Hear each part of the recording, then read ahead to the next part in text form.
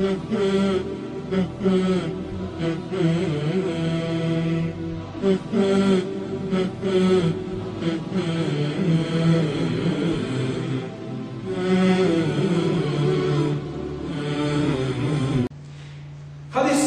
عقبة بن عامر رضي الله عنه يقول بيغمبر صلى الله عليه وسلم كل امرئ في ظل صدقاته يوم القيامة حتى يقضى بين الناس. Всеки човек на судниот ден ќе биде во сенката на својата садака. Ќе повторам уште веднаш. Куллу мриин, секој човек на судниот ден ќе биде во сенката на својата садака. Хатта юқда бейне нас, се додека се пресуди меѓу луѓето. Каква се? Ми знаеме во потврдени хадиси дека сонцето на судниот ден ќе се доближи 1 милја на главата на човекот. И тогаш сето групи, Аллах ќе ги стави под негова сенка, под негова заштита. Оно што поделил, тој ќе биде во неговата сенка. Зашто? Најдобро, ова ќе го илустрираме со практичен пример, кој го раскажува еден исламски научник по име шејх Мухамед ибн Салих ел-Уфеймин, рахимахуллах, Аллах го се смилува, нему и нам. Овој еден познат голем исламски научник кажува пример кој му го кажал него еден негов пријател. Ви знаете, аз често пати цитирам примери, бидејќи пракса е во арапски свет, кога некој некому ќе му се случи, некој пример, некој назнак, некој поучен случај, тој му го кажува на имамот, да имамот го каже во хутба или во некоја друга прилика, да луѓето земат име. Мухамед ибн Салих ел-Уфеймин, рахимахуллах, кажува пример. Вика, имам еден пријател, многу голем скажавец, голем шкрпец, голем циција. И тој му го кажа во пример, дека нему му се случи. Овој наш муслиман, скажавец, циција, шкрпец, дури не само што тој не дава, не само тоа што не помага, туку и на жена му дома и забрани. И рекол, немој случајно, кога некој ќе дојде да пита, да проси, да бара, да му дадеш. Отишо во џамија.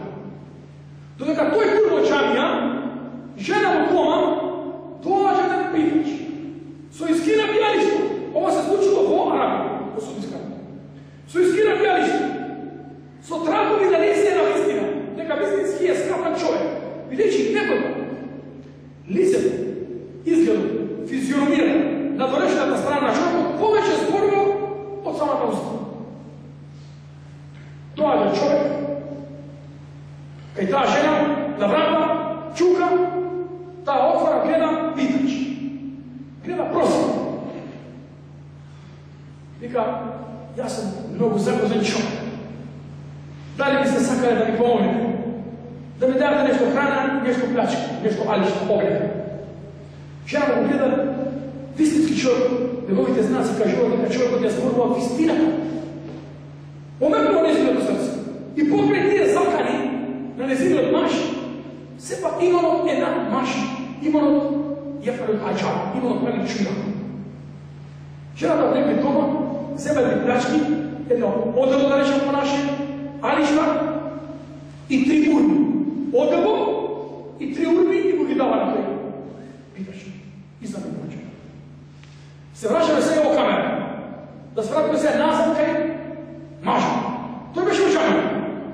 Во Арабија сте биле, долго од вас, луѓето покрај што клонја намаз во џамија, има некој чита, некој учи, некој ќе се подпре да се одмори, да поспие, оне краток сон и така натаму.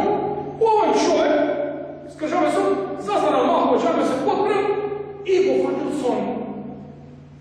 И во тој момент гледа како ќе еннема камете кијама, како да станат кијама, како да е кијаме. Сите луѓе во паника, во пол.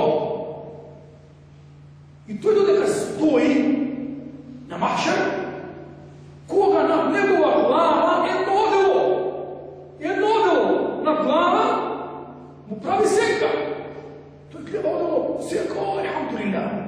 Istovremeno, sunčevi zraci mu prava da nekovo telo tri rani.